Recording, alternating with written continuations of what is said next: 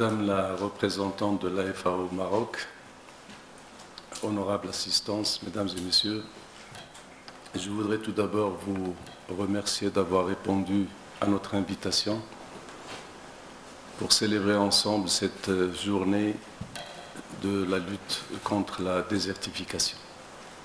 Et je voudrais au passage remercier tous ceux qui ont contribué durant les dernières décennies à construire ce plan d'action national de lutte contre la désertification.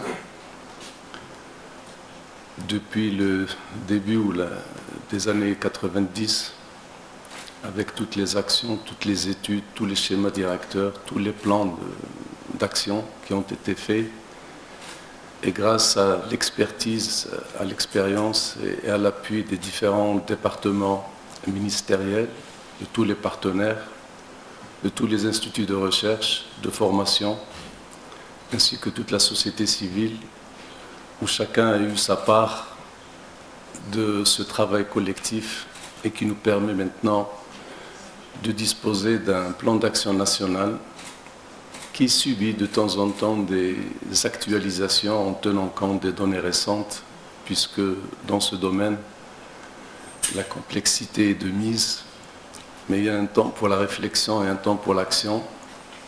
Donc toutes les données nouvelles, toutes les nouvelles connaissances techniques et scientifiques sont intégrées dans ces actualisations pour nous permettre d'être en phase avec ce que nous entreprenons.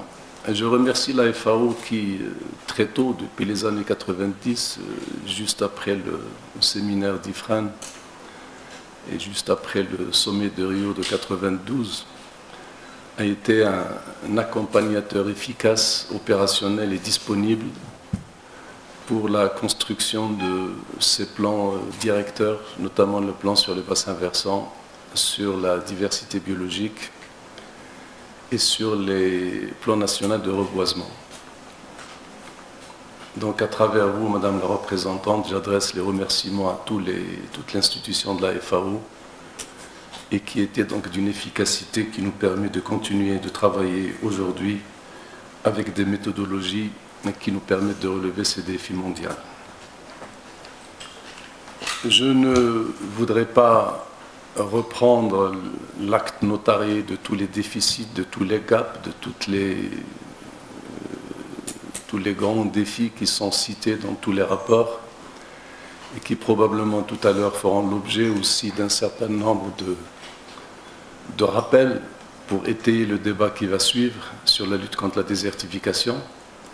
Et je voudrais pour ma part rappeler juste une fois, encore une fois, l'approche qui nous paraît la plus essentielle. Cela a été dit tout à l'heure, tous les indicateurs de 3 grandes conventions, la diversité biologique, la lutte contre la désertification, les changements climatiques, tous les indicateurs sont au rouge depuis 1992 et tous les rendez-vous qui ont suivi, qu'il s'agisse de Johannesburg en 2010 sur le développement durable, Rio plus 10, c'est-à-dire en 2002, qu'il s'agisse aussi de la diversité biologique ou les changements climatiques, tous les clignotants sont en rouge, malgré les efforts importants qui ont été consentis par les uns et les autres.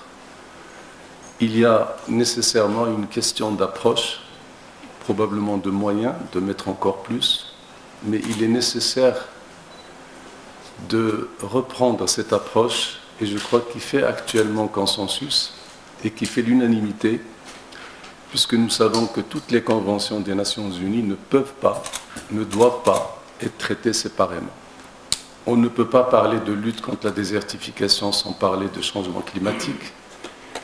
Et on ne peut pas parler de diversité biologique sans parler de désertification ou de changement climatique. Donc tout est lié et c'est ce qui fait que la lecture de toutes ces conventions doit être une lecture superposée et qui doit être concomitante afin de pouvoir traiter ces questions qui sont éminemment complexes. Dans notre plan d'action national de lutte contre la désertification, nous avons tenu à ce que justement toutes ces approches puissent être intégrées dans une démarche qui a 3 clés d'entrée principales. La première, c'est l'approche territoriale. L'approche territoriale est fondamentale, c'est-à-dire que l'unité d'action, l'unité qui permet de construire les politiques publiques doit être axée sur un territoire qui a une certaine homogénéité, avec ses potentiels, avec ses fragilités. Et c'est dans cette unité territoriale que nous devons travailler. Je salue le travail qui a été fait, notamment pour la définition des 8 écorégions, et dont l'objectif principal a été de définir le potentiel de chaque région. Bien entendu, à l'intérieur de chaque région, il y aura et il y a toujours une forme d'hétérogénéité, mais ce sont des entités qui permettent de s'appuyer sur un certain nombre d'indicateurs pour essayer de construire des indicateurs autres que les indicateurs de réalisation physique, autres que les indicateurs de réalisation financière, mais des indicateurs synthétiques, des indicateurs agrégés, qui nous permettent d'agir à 3 niveaux. D'abord, de construire les politiques publiques. Deuxièmement, d'accompagner ces politiques publiques pour avoir un système de feedback permanent qui permet d'ajuster ces politiques. Et en dernier étage, d'évaluer et d'apprécier ces politiques publiques. Donc ce sont des indicateurs synthétiques et agrégés. Donc l'unité de territoire est fondamentale. La deuxième clé d'entrée, c'est la clé d'intégration. L'intégration est fondamentale et quand nous parlons d'intégration, c'est tout sauf une opération d'addition des plans sectoriels. L'intégration, c'est une forme de pensée globale dans l'unité territoriale et qui permet justement d'envisager des actions qui permettent de valoriser les ressources naturelles, en premier lieu la terre et l'eau, dans des conditions qui en garantissent en premier lieu la rentabilité maximale pour la collectivité nationale et en deuxième lieu de garantir le renouvellement de ces ressources, c'est-à-dire pas de prélèvement au-delà des niveaux qui permettent le renouvellement de la ressource. Dans cette deuxième clé d'entrée, il est essentiel que tous les plans sectoriels soient les déclinaisons d'une réflexion globale et non pas l'inverse. Parce que si on prend par exemple la ressource eau, nous sommes passés dans les années 60 d'une ressource disponible, nous avons glissé vers une situation de stress hydrique et nous sommes maintenant en moyenne dans une disponibilité inférieure à 500 mètres cubes par tête d'habitant, ce qui veut dire que nous sommes en situation de pénurie. Donc, cette question d'intégration nous appelle forcément à traiter, à gérer les ressources naturelles de façon à en garantir avec des choix, avec des modèles de développement qui permettent de produire la meilleure valeur ajoutée sans dégrader la ressource. Et quand on dit cela, on est en train tout simplement de définir le développement durable.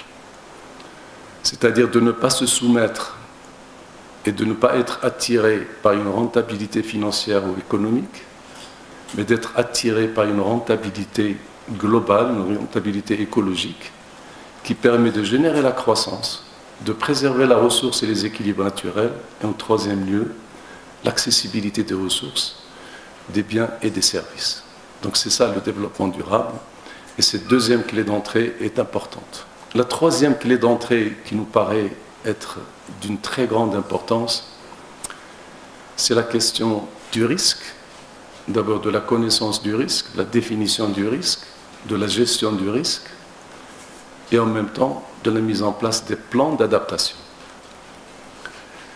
Nous sommes dans une période où les changements climatiques produisent un certain nombre d'effets, qu'il s'agisse d'une diminution probablement des apports en précipitation, qu'il s'agisse des augmentations de température, qu'il s'agisse des dérèglements des saisons, qu'il s'agisse d'une fréquence de plus en plus forte et plus fréquente des questions d'événements extrêmes, inondations, sécheresses. Donc tout ceci nous met dans l'obligation de voir ces risques de façon proactive et de ne pas être dans une situation réactive face à des phénomènes conjoncturels, parce que dans cet aspect-là, nous faisons la différence entre trois éléments. L'aridité structurelle, le Maroc est un pays aride à semi-aride, à plus de 90%. Les sécheresses qui sont des sécheresses qui peuvent avoir un effet conjoncturel et circulant selon les zones, les saisons, les périodes et les régions.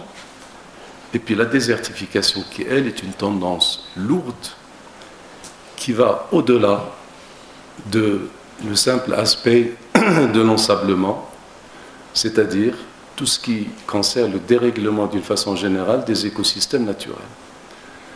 Cette troisième clé d'entrée nous a amené à travailler dans des plans d'adaptation. Et ces plans d'adaptation sont d'une extrême importance parce que nous savons que ces phénomènes vont s'amplifier et qu'ils appellent d'avoir une forme de gestion de ces risques d'une façon rationnelle. Je crois que le meilleur exemple qu'on peut donner maintenant, c'est la gestion du risque des incendies de forêt, dans lequel nous avons un modèle qui permet d'intégrer toutes les données et qui permet d'agir dans une forme d'évaluation du risque.